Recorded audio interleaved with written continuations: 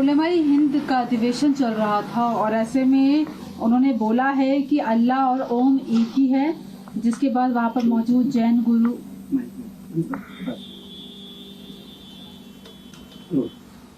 अल्लाह और ओम एक ही है।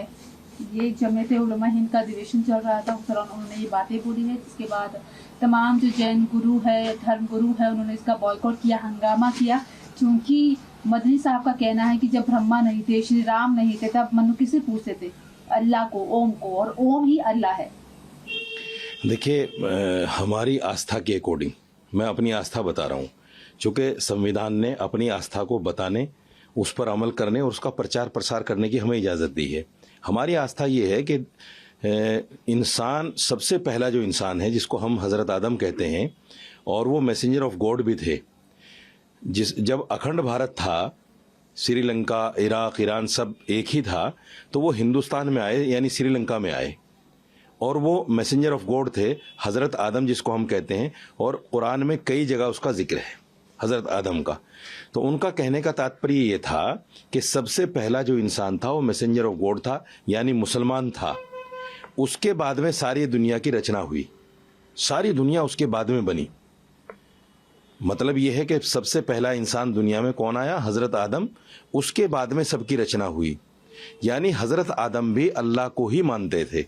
जिसको आप मनु कहते हैं, हम उनको हज़रत आदम कहते हैं, इसलिए वो अल्लाह को पूजते थे। कुरान में उसका बाकायदा जिक्र है, कई चैप्टर हैं कुरान में उनके, कि हज़रत आदम जन्नत से क्यों आए, किस लिए उनको दुनिया में भेजा गया, और फिर उन्होंने आकर यहाँ किस तरह उनकी औलादें हुई, उन्होंने कैसे शादियाँ की, वो सारी चीज़ें कुरान में मौजूद हैं।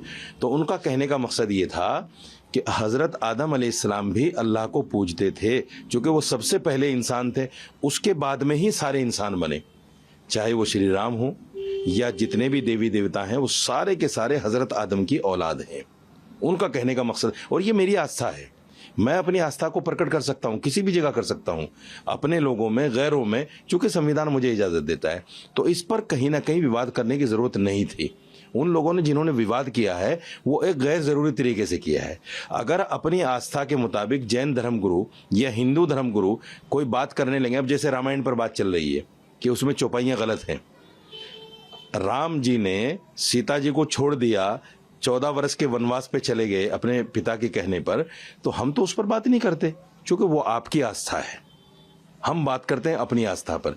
इसलिए इन बातों पर विवाद करना, मैं समझता हूँ ये वो मानसिकता है जो हिंदू मुसलमान को एक नहीं होने देती।